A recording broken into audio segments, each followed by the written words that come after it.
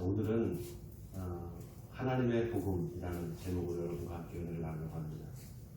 오늘부터 시작해서 로마서 강해를 이제 하려고 합니다. 로마서는 우리가 알다시피 바울이 로마에 있는 그리스도인들에게 쓴 편지죠. 우리가 초대교회라고 부르는 교회들이 있죠. 빌립보 교회, 고린도 교회, 에베소 교회, 데살로니가 교회, 이런 교회들이 사실은 다 바울의 전도를 통해서 세워진 교회들입니다. 그런데 이 로마 교회는 바울이 세운 교회가 아니었습니다. 그럼 어떻게 세워졌느냐? 예수님이 부활하시고 승천하신 후에 마가의 다락방에 오순절에 마가의 다락방에 성령이 임하잖아요. 그래서 성령을 받은 예수님의 제자들이 그때부터 담대히 예수님을 이제 그리스도라고, 메시아라고 전하기 시작합니다. 특별히 사도 베드로는 성령 충만을 받아서 그 오순절날 예루살렘 성전에 올라가서 그 많은 군종들에게 예수가 그리스도라는 아주 담대한 설교를 합니다. 이게 그 유명한 오순절 설교죠. 그 설교를 듣고 3,000명이나, 한날에 3,000명이나 예수님을 영접하였다, 이렇게 성경에 기록하고 있습니다. 자, 그 3,000명 중에서 로마에서 온 사람들, 그러니까 로마에 흩어져 살던 유대 디아스포라들이 그때 그 베드로의 설교를 듣고 은혜를 받습니다. 그리고 예수님을 믿게 돼요. 그리고 다시 오순절이 끝난 다음에 로마로 돌아갑니다. 그리고 그 돌아간 유대인들이 세운 교회가 바로 로마 교회였습니다. 그러다 보니까 로마 교회에는 특별한 어떤 지도자가 없었습니다. 지금으로 말하면 교회 초신자들이 있는데 목회자는 없는 그런 교회였던 거죠. 그러니까 어떻겠습니까? 굉장히 영적으로 갈급하고 혼란도 많았겠죠. 여러분, 이 바울이 로마서를 쓴 때가 언제냐면은 AD 57년 정도 됩니다. AD 57년이면은 그때 로마를 누가 통치했는가 하면은 네로 황제가 통치를 했던 시기였어요. 그러니까 이 얼마나 그 핍박이 심했겠습니까? 여러분, 네로 황제가 누군지 아시죠? 그 예수 믿는 사람들을 잡아다가 기름을 짜가지고 그 기름으로 로마 시내를 밝혔다 그래요. 얼마나 잔인한 폭군이었는지 모릅니다. 그러니까 그 로마 교회 교인들이 얼마나 핍박을 받았겠어요. 로마 교회가 어디 있었는가 하면 바로 지하에 있었습니다. 여러분, 지하 무덤이 있었습니다. 로마 시내에 카타콤이라고 하는 무덤이 있었는데 그리스도인들이 거기 그 카타콤에 들어가서 살았어요. 얼마 동안 살았는가 하면 무려 300년 동안 거기서 살았습니다. 거기서 태어나고 거기서 죽고 거기서 자녀를 놓고 그랬습니다. 그 30년도 아니고 300년 동안 핍박을 받는다고 한번 생각해 보세요. 그런데 놀랍게도 그 로마 교회가 없어지질 않았습니다. 그 모진 핍박에도 로마 교회가 살아남습니다. 그리고 결국 어떻게 되는가 하면 AD 313년에 로마가 기독교를 국교로 선포를 합니다. 로마 전체가 다 복음화된 것입니다. 여러분, 그 힘이 어디 있었을까요? 로마 교회의 교인들이 그만큼 믿음이 대단했다는 겁니다. 아니, 목사도 없는 교회에서 어떻게 그렇게 사람들이 그렇게 믿음을 지킬 수 있었을까? 저는 바울이 보낸 이 로마서 때문이라고 생각합니다. 왜냐하면 이 로마서에 기독교의 핵심 진리가, 핵심 교리가 다 담겨 있습니다. 여러분 잘 아는 로마서 1장 16장 17절, 1장 16절 17절 아시죠? 내가 복음을 부끄러워하지 아니하노니 이 복음은 모든 믿는 자에게 구원을 주시는 하나님의 능력이 됨이라. 먼저는 유대인에게요, 그리고 헬라인에게로다. 복음에는 하나님의 의가 나타나서 믿음으로 믿음에 이르게 하나니 기록된 바 오직 의인은 믿음으로 말미암아 살리라 한 것 같으리라. 여러분, 이 성경 구절 다 아실 줄 믿습니다. 이 독일의 마르틴 루터가 바로 이 로마서 1장 16절과 17절을 읽다가 성령의 감동을 받습니다. 그리고 이제 종교개혁을 일으킨단 말이죠. 또 루터뿐만 아니라 장로교의 칼빈도, 또 우리 감리교의 존 웨슬리 목사도 이 로마서를 읽다가 은혜를 받고 그 개혁운동을 시작합니다. 그러니까 로마서가 없었다면 우리 개신교도 없는 겁니다. 그만큼 이 로마서에는 뭔가 보이지 않는 힘이 있습니다. 그 힘이 뭔가 바로 복음의 힘, 복음의 능력입니다.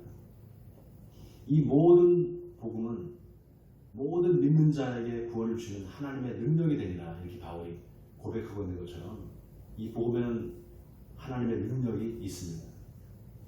여러분, 그래서 마태, 마가, 누가, 요한 이렇게 이걸 사복음서라고 그러잖아요. 그 로마서를 바울의 복음서다 이렇게 말합니다. 여러분, 예수님이 공생애를 시작하시면서 제일 먼저 하신 말씀이 뭐라고 그랬죠? 천국이 가까이 왔으니 회개하고 복음을 믿으라, 이렇게 말씀하셨단 말이죠. 자, 복음을 믿으라 그랬는데 이 도대체 복음이라는 게 뭔가 알아야지 믿지 않겠습니까? 자, 이 복음이 뭔지를 알려면 어디를 봐야 됩니까? 바로 이 로마서를 봐야 됩니다. 특별히 신앙생활을 처음 시작하는 분들, 이 처음 시작하는 분들은 로마서를 각별히 꼭 봐야 됩니다. 원하기는 이번 로마서 강의를 통해서 복음이 뭔지를 확실히 깨닫게 되는 계기가 되기를 주님의 이름으로 먼저 축원드립니다. 자, 그러면은 이제 본문으로 들어가겠습니다. 먼저 1절을 보세요. 1절에 예수 그리스도의 종 바울은 사도로 부르심을 받아 하나님의 복음을 위하여 택정함을 입었다, 이렇게 말합니다. 자, 바울이 자기 자신을 어떻게 소개하는가 보세요, 여러분. 예수 그리스도의 종이라 이렇게 자기 자신을 소개합니다. 여러분, 종은 뭡니까? 주인이 시키는 대로 하는 사람이 종이죠. 종은 자유가 없습니다. 자유가 없고 자기가 하고 싶은 대로 할 수가 없습니다. 그냥 주인이 시키는 대로만 할 뿐입니다. 그러니까 예수 그리스도의 종이다라는 것은 예수 그리스도가 시키는 대로만 하는 사람이다, 이런 뜻이죠. 자, 그런데 출애굽기 21장에 보면은 종에 대한 규례가 나옵니다. 모세 율법에 종에 대한 규례가 나오는데 뭐라고 써 있는가 하면은 그 종이 히브리인일 경우에, 같은 동족일 경우에는 6년 동안만 종으로 부리고 7년에는 무조건 놔주게 되어 있습니다. 7년째는 이제 자유인이 되는 거죠. 그런데 종이 주인을 좋아해서 주인을 떠나기를 싫어하면은 그 종의 귀를 문지방에다가 또는 문설주에 대고 송곳으로 그 귀를 뚫습니다. 그러면 그 종이 평생 그 주인을 떠나지 않고 그 주인의 종이 됩니다. 스스로 자유인이 되는 것을 포기하는 거죠. 바울이 자기가 예수 그리스도의 종이라고 할 때 바로 그 종이라는 말은 이렇게 스스로 자유인이 되기를 포기한 종을 얘기하는 겁니다. 자, 그런데 보세요. 종은 종인데 그냥 종이 아닙니다. 바울이 사도로 부르심을 받은 종이다, 이렇게 말합니다. 여기 사도라는 말이 또 굉장히 의미심장한 말이에요. 이 사도라는 말이 헬라 말로 아포스톨로스라고 합니다. 이 아포스톨로스라는 말은 보내심을 받은 자, 이런 뜻입니다. 누구한테 보내심을 받았느냐? 바로 예수 그리스도한테서 보내심을 받았다는 겁니다. 왜 보내심을 받았는가? 1절에 보니까 바울은 하나님의 복음을 위하여 내가 보내심을 받았다, 이렇게 말합니다. 자, 여기 하나님의 복음, 여기다가 여러분 일주 치시기 바랍니다. 자, 바울이 여러분 왜 그냥 복음이다라고 하지 않고 하나님의 복음이다 이렇게 말했을까요? 왜 하나님의 복음이라고 굳이 하나님을 붙였을까요, 여러분?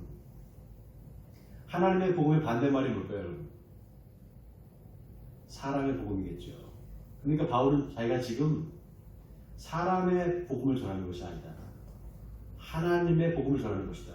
사람의 말이 아니라 하나님의 말씀을 지금 전하는 것이다, 이렇게 이야기하는 것입니다. 이 말은 다시 말하면 자기가 전하고 있는 이 복음의 출처가 어딘가, 바로 하나님으로부터 나왔다는 것입니다. 자, 그럼 그 하나님의 복음이 구체적으로 뭔가 다 같이 우리 2절을 같이 한번 한 목소리로 읽겠습니다. 시작. 이 복음은 하나님이 선자들을 통하여 그의 아들에 관하여 성경에 미리 약속하신 것이다. 자, 이 복음 누구에 관한 것이라고요? 그의 아들에 관한. 그의 아들이 누굽니까? 예수 그리스도. 자, 그래서 복음은 예수 그리스도에 관한 이야기입니다. 여러분 이거 아멘입니까? 교회사에 보면은 히폴리투스라는 사람이 나옵니다. 이 사람이 약 AD 100년에서부터 160년까지 그 기간에 살았던 사람인데요. 이 사람이 사도전승이라는 이름의 책을 썼습니다. 그 사도전승이 보면은 초대교회 성도들이 예배를 2번 드렸다고 그래요. 처음에 드리는 예배에는 사람들이 와서 하나님의 말씀을 들었다 이렇게 나와 있습니다. 그런데 이제 그 예배를 드리고 사람들이 가고 남아있는 사람들이 따로 예배를 드렸는데 그때는 복음을 들었다 이렇게 기록하고 있습니다. 하나님의 말씀과 복음이 차이가 있다는 거잖아요. 그럼 왜 그렇게 예배를 2번 드렸을까? 여러분 초대교회 당시에 유대교 교인들이 그 예수 믿는 사람들을 밀고 하기 위해서 가만히 그 교회에 들어오는 겁니다. 그래서 같이 예배를 드리면서 사람들의 신원을 파악해서 그거를 밀고 하는 거예요. 그래서 사람들이 잡혀갔습니다. 그렇기 때문에 그 초대교회에서 예배를 2번 드린 거예요. 처음에 드리는 예배는 그야말로 하나님의 말씀, 유대인식으로 회당에서 드리는 식으로 그냥 하나님의 말씀을 구약 성경을 읽고 거기에 대해서 몇 사람들이 얘기하는 걸로 그렇게 예배를 드리고 그 사람들이 간 다음에 이제 따로 모여서 예배를 드렸던 말입니다. 그 예배 때는 복음을 들었다 이렇게 성경이 기록하고 있습니다. 하나님의 복음과 하나님의 말씀이 다르다는 거잖아요. 여러분 성경이 누구에 대한 이야기라고 했습니까? 예수 그리스도에 대한 이야기라고 했죠. 그래서 우리가 성경 어디를 펴서 봐도 다 예수 그리스도를 만날 수 있어야 된다. 예수 그리스도를 채취를 느낄 수 있어야 된다. 그렇게 말씀드렸잖아요. 예를 들어서 창세기 3장에 아담과 하와의 이야기가 나오죠. 거기에 그러면 예수 그리스도가 나오느냐? 나옵니까? 안 나옵니까? 예수 그리스도가 나와야 안 나와요? 예수 그리스도를 거기서 우리가 찾을 수 있을까요? 찾을 수 있습니다, 여러분. 아담이 선악과를 먹고 난 다음에 타락하잖아요. 그 하나님이 부르시니까 어떻게 합니까? 숨습니다. 내가 벗었음으로 두려워하여 숨었나이다 이렇게 말한단 말이죠. 그러니까 창피하니까 또 무화과 나무 잎을 이렇게 엮어서 치마를 하고 자기 이렇게 하체를 가리잖아요. 그때 하나님이 어떻게 하십니까? 가죽옷을 입혀서 가죽옷을 만들어서 입혀주십니다. 여러분 가죽옷을 만들려면 어떻게 돼요? 짐승을 잡아야 되잖아요. 근데 사람이라고는 아담과 하와밖에 없는데 하나님밖에 셋밖에 없는데 누가 잡았을까요? 짐승을 누가 잡았을까요? 하나님이 잡았겠죠. 자, 그 하나님이 잡으신 짐승이 누구를 예표하는가? 바로 예수 그리스도를 예표하는 겁니다. 예수님이 십자가에 돌아가심으로 말미암아 우리의 죄가 가려진 것입니다. 여러분 이거 아멘입니까? 또 창세기 22장에 아브라함이 이삭을 번제로 바치려고 하잖아요. 그때 하나님께서 어린 양을 대신 준비해 주시죠. 자, 그 하나님이 자기를 위해서 준비하신 어린 양, 그게 누구를 예표하는 겁니까? 예수 그리스도를 예표하는 겁니다. 이렇게 성경에 어디를 찾아봐도 다 예수가 거기 다 숨어 있습니다. 그런데 성경을 봐도 예수가 안 보인다. 그럼 그 사람한테는 성경이 아직까지 복음이 아닌 겁니다. 그냥 말씀일 뿐입니다. 그런 의미에서 말씀과 복음에는 분명한 차이가 있습니다. 예수가 빠진 말씀, 예수가 없는 말씀은 복음이 아닙니다. 제가 전도사 시절에 이정림 집사라고 유명한 찬양 사역자가 있습니다. 여러분 혹시 들어보셨는지 모르겠는데 이정림 사무라고 하는데 이분이 제가 이제 그 전도사로 있을 때 사역하던 교회에 집회를 오셨어요. 찬양 집회를 이제 인도를 하셨는데 그분이 간증을 하는데 어디 필리핀에 집회를 갔대요. 그런데 거기서 한국 분인데 한 장로님을 만났답니다. 근데 집회가 끝나고 나서 그분이 찾아왔다는 거예요, 자기를. 그래서 자기가 30년 이상 교회 생활을 하고 장로인데 지금까지 복음이 뭔지를 몰랐다는 겁니다. 교회에서 목사님 말씀에 순종해야 된다. 그래야 복 받는다. 그게 복음인 줄 알았다는 거예요. 그런데 오늘 내가 복음이 뭔지 알았습니다. 그렇게 고백을 하더래요. 여러분, 복음이 뭡니까? 복음은 하나님의 아들 예수에 대한 이야기입니다. 여러분, 이거 아멘입니까? 자, 그럼 복음이 예수에 대한 이야기인데 그 예수는 그럼 누구냐? 자, 오늘 3절과 4절 우리 같이 또 읽겠습니다. 3절과 4절입니다. 시작. 그의 아들에 관하여 말하면 육신으로는 다윗의 혈통에서 낳쳤고 성결의 영으로는 죽은 자들 가운데서 부활하사 능력으로 하나님의 아들로 선포되셨으니 곧 우리 주 예수 그리스도시니라. 자, 여기 육신으로는 다윗의 혈통에서 나셨다고 했습니다. 요한계시록 맨 마지막 22장에 보면 예수님이 뭐라고 말씀하시는가 하면은 나 예수는 교회들을 위하여 내 사자를 보내어 이것들을 너희에게 증언하였노라. 나는 다윗의 뿌리요 자손이니 곧 광명한 새벽별이니라. 이렇게 말씀하십니다. 여러분, 이 말이 무슨 말입니까? 내가 내 사자들, 그러니까 선지자들을 보내서 메시아가 올 거다. 그리고 그는 다윗의 자손으로 올 거다. 이렇게 이야기했다는 겁니다. 그리고 그 약속을 이루기 위해서 내가 이제 왔다는 것입니다. 여러분, 왜 하필이면 예수님이 유대인으로 오셨을까요? 예? 왜 유대인으로 오셨을까요? 독일 사람으로 태어날 수도 있잖아요. 또 한국에서 한국 사람으로 날 수도 있었잖아요. 왜 유대인으로 하필 나셨을까요? 하나님께서 선지자를 통해서 하신 약속을 이루기 위해서 유대인으로 오신 겁니다. 자, 또 성결의 영으로는 죽은 자들 가운데서 부활하사 능력으로 하나님의 아들로 선포되셨으니 곧 우리 주 예수 그리스도시라 이렇게 말했습니다. 여기 성결의 영은 뭐냐? 거룩한 영, 하나님의 성령을 이야기합니다. 그래서 이 말은 성령이 예수가 하나님의 아들이라는 사실을 증언한다. 예수가 하나님의 아들이라는 사실을 선포하고 있다, 이런 뜻입니다. 여러분, 만약에 예수님이 부활하지 않았다면 우리가 믿는 이 믿음이 이게 다 가짜입니다. 고린도전서 15장에서 사도 바울은 뭐라고 얘기하는가 하면 그리스도께서 다시 살아나신 일이 없으면 너희의 믿음도 헛되고 너희가 여전히 죄 가운데 있을 것이요 또한 그리스도 안에서 잠자는 자도 망하였으리니 만일 그리스도 안에서 우리가 바라는 것이 다만 이 세상의 삶뿐이면 모든 사람 가운데 우리가 더욱 불쌍한 자이리라 이렇게 말했습니다. 여러분, 우리가 어떻게 예수를 믿게 됐습니까?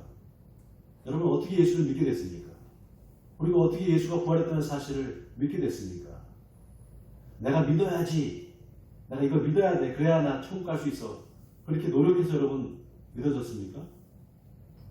그렇게 노력해서 여러분 믿게 됐어요? 아니죠. 여러분한테 성령이 역사했기 때문에 믿어진 겁니다. 예수가 부활했다. 그래서 그가 바로 하나님의 아들이다. 이걸 누가 증언하는가? 바로 우리 안에 있는 성령이 우리로 하여금 증언하게 한다, 이 말입니다. 지금 바울이 그 이야기를 하고 있는 것입니다. 그래서 전에는 성경을 읽다가 이게 무슨 말인지 도대체 알 수가 없었는데 어느 순간부터 성경을 읽는데 성경이 읽혀지기 시작합니다. 도대체 어떻게 된 걸까요? 성령이 그 사람한테 역사하기 때문입니다. 여러분, 성경이 읽혀진다는 게 무슨 뜻입니까? 무슨 말인지 이게 깨달아진다는 거잖아요. 무슨 내용인지. 이 말은 성경에서 예수가 이제 보이기 시작했다는 겁니다. 예수가 보이기 시작했다는 겁니다. 그래서 성경이 이게 다 예수에 대한 이야기구나 라는 걸 깨닫게 되면 그때부터 이제 하나님과의 동행이 시작됩니다. 그게 바로 신앙생활의 시작입니다, 여러분. 바로 예수를 복음을 통해서 만나게 되는 것. 그게 신앙생활의 시작입니다. 제가 말씀드렸나요? 그 호수공원에 아내하고 같이, 사모하고 같이 산책하다가 하나님의 교회 청년들이 나와가지고 하나님의 교회 전도사하고 청년들이 나와서 거기서 이제 전도를 하는 거예요. 그래서 제가 옆에 이렇게 서 있으니까 그 전도사가 와가지고 저한테 막 전도를 하면서 뭐 안상홍 얘기를 해요. 그래서 내가 안상홍이 제일 예수라면서 그랬더니 맞다는 거예요. 그래서 제가 그럼 안상홍이 유대인이겠네요. 유대인이겠네요. 그랬더니 머뭇거려요. 그래서 요한계시록에 예수님이 자기가 다윗의 뿌리와 자손이라고 했는데 그럼 안상홍이 재림이었으면 안상홍은 유대인 아니겠느냐? 근데 유대인 아니지 않느냐? 한국 사람 아니에요? 내가 그랬어요. 그랬더니 안상홍이 재림 예수로 올 거라는 거예요. 예수님과 함께 온대요. 그래서 말이 바뀌잖아요. 재림 예수라고 했다가. 그래서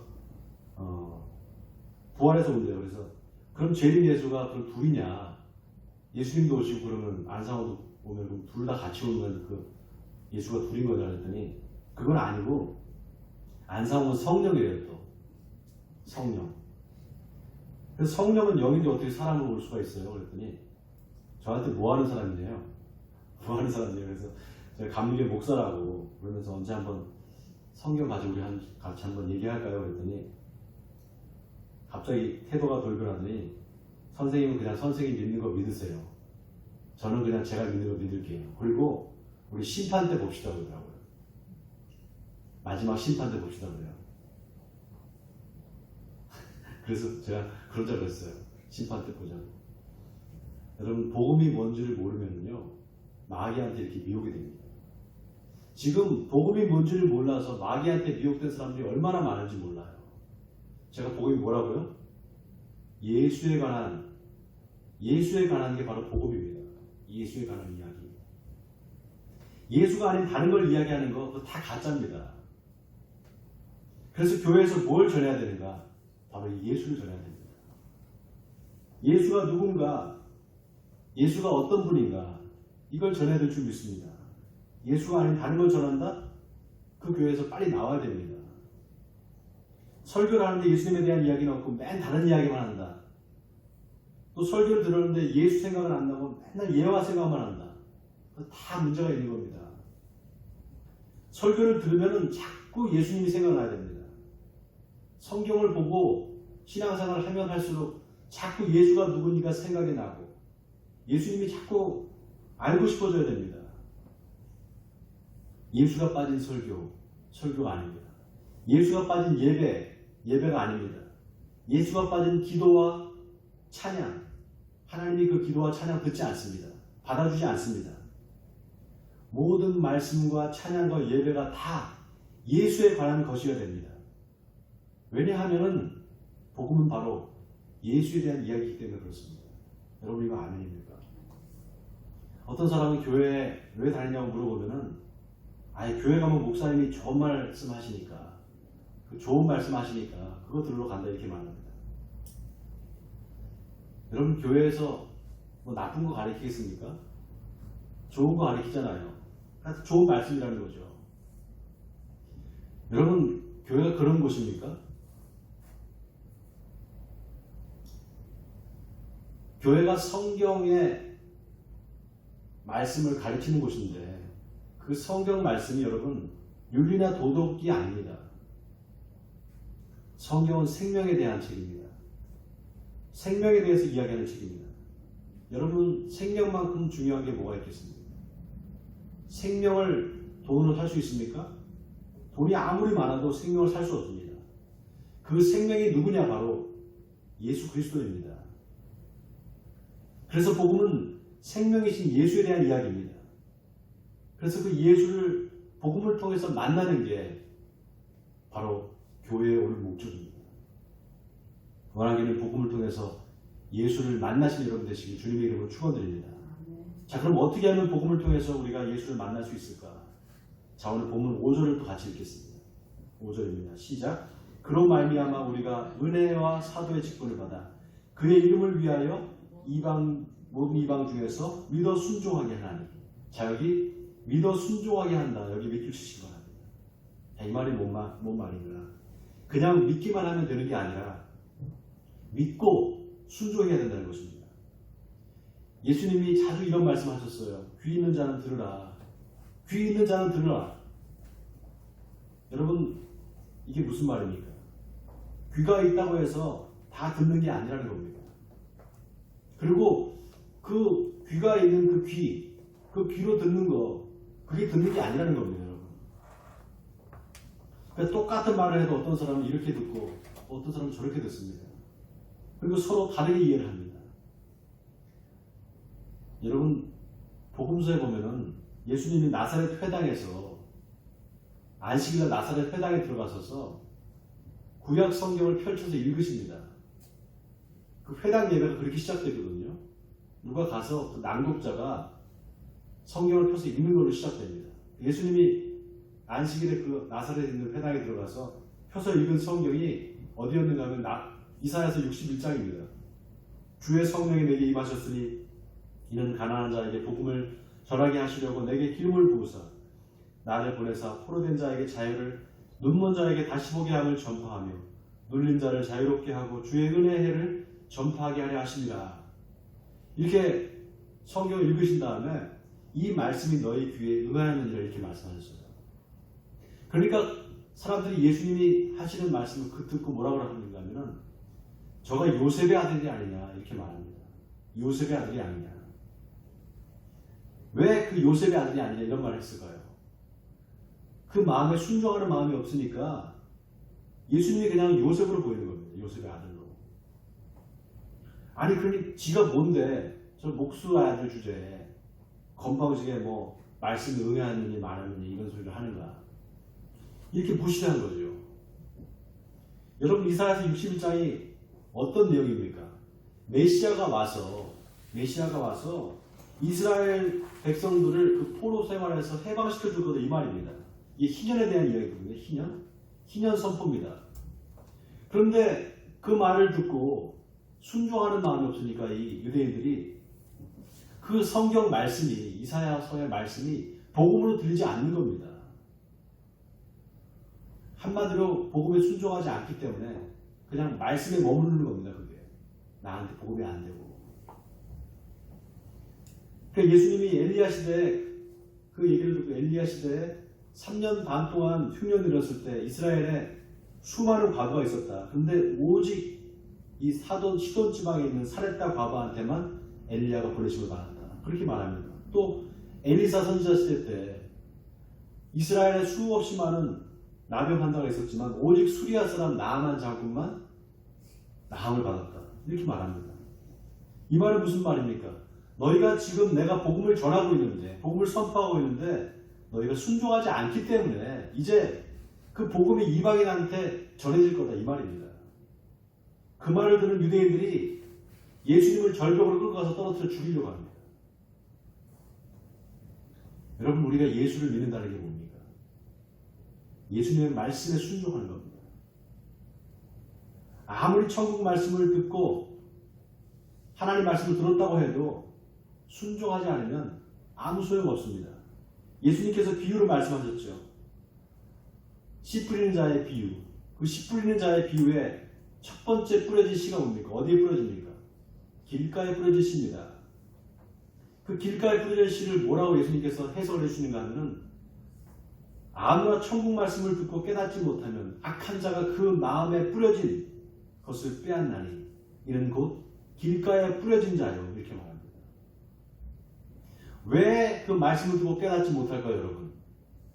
순종하는 마음이 없기 때문에. 순종하는 마음이 없기 때문에 깨닫지 못하는 겁니다. 그래서 믿음은 곧 순종입니다. 하나님이 아말렉과의 전쟁에서 사람이나 짐승이나 할 것 없이 다 진멸하라. 사무엘 선지자를 통해서 사울 왕한테 얘기를 했습니다. 근데 사울이 하나님의 말씀에 순종하지 않습니다. 다 진멸하라고 했는데 살진 양과 소를 남겨놓습니다. 그러니까 사무엘이 그걸 보고 나중에 뭐라고 말합니까? 여호와께서 번제와 다른 제사를 그의 목소리를 듣는 것보다 좋아하게 하시겠나이까? 순종이 제사보다 낫고 듣는 것이 순양의 제사보다 낫습니다. 이렇게 말합니다. 이 듣는 것이 순양의 제사보다 낫다. 이 듣는 것, 여러분 듣는 것이 뭡니까? 순종하는 겁니다. 그냥 귀로 듣는 게 아니라 여러분 복음을 들을 때 순종하신 여러분 되시기를 주님의 이름으로 축원드립니다. 그럼 왜 우리가 순종해야 되는가? 순종해야 되는 이유가 뭔가? 자 오늘 다 같이 6절과 7절을 같이 읽겠습니다. 본문 6절과 7절입니다. 시작. 너희도 그들 중에서 예수 그리스도의 것으로 부르심을 받은 자니라. 로마에서 하나님의 사랑하심을 받고 성도로 부르심을 받은 모든 자에게 하나님 우리 아버지와 주 예수 그리스도로부터 은혜와 평강이 있기를 원한다. 자, 여기 예수 그리스도의 것으로 부르심을 받았다. 여기에 밑줄 치시기 바랍니다. 예수 그리스도의 것, 이게 무슨 뜻일까요, 여러분? 예수 그리스도의 소유물, 이런 뜻입니다. 자, 우리가 왜 복음에 순종해야 되는가? 그 이유가 바로 여기 있습니다. 바로 저와 여러분이 예수님의 소유물이라는 것입니다. 여러분, 소유물은 주인이 갈 때 같이 딸려갑니다. 그게 소유물입니다. 영어로 이 부분이 belong to 이렇게 되어 있습니다. belong to. 속해 있다는 거죠. 여러분, 우리 에베네스의 교회가 여기 그냥 하늘마을에 그냥 세워진 게 아닙니다. 하나님께서 당신의 자녀들을 부르기 위해서 여기 세워주셨습니다. 바로 저와 여러분을 예수 그리스도의 소유로 불러주시기 위해서 바로 이 자리에 에베네스 교회를 세워주신 것입니다. 뭐 교회가 여기 길가에 있다 보니까 아무나 들어올 수 있겠죠. 그냥 한번 가보자, 이 교회 어떤 교회가 한번 가보자고 들어올 수 있겠죠. 그런데 하나님의 부르심이 없으면은 그냥 한두 번 왔다 갔다 하다가 더 안 나옵니다. 계속 교회에 출석할 수 있다는 거, 여러분, 그거 여러분의 힘으로 되는 거 아닙니다. 하나님께서 여러분을 사랑하시기 때문에, 하나님께서 여러분을 하나님의 자녀로 예수 그리스도의 소유로 부르셨기 때문에 지금 여기 여러분이 앉아 있는 겁니다. 하나님이 특별히 사랑하시는 사람들이 있습니다. 그 하나님의 사랑은 어떤 사랑인가? 자기 아들을 십자가에 내어줄 만큼 엄청난 사랑입니다. 여러분, 이거 믿으십니까? 바로 그 하나님의 엄청난 사랑을 받은 사람들이 저와 여러분입니다. 그래서 바울은 하나님의 사랑하심을 받고 성도로 부르심을 받은 모든 자에게 하나님 우리 아버지와 주 예수 그리스도로부터 은혜와 평강이 있기를 원하노라, 이렇게 말하고 있습니다. 사랑하는 성도 여러분, 하나님은 저와 여러분이 이 땅에서 주님이 주시는 은혜와 평강을 누리며 살기를 원하고 계십니다. 그러기 위해서는 우리가 하나님의 복음을 믿어야 됩니다. 바로 예수 그리스도를 믿고 그의 말씀에 순종할 때 하나님 우리에게 은혜와 평강을 줄 줄 믿습니다. 원하기는 하나님의 복음으로 인해 저와 여러분의 삶이 날마다 변화되기를 바랍니다. 그래서 날마다 주님과 함께 동행하심으로 주님이 주시는 은혜와 평강을 누리신 여러분 되시기를 주님의 이름으로 간절히 축원드립니다.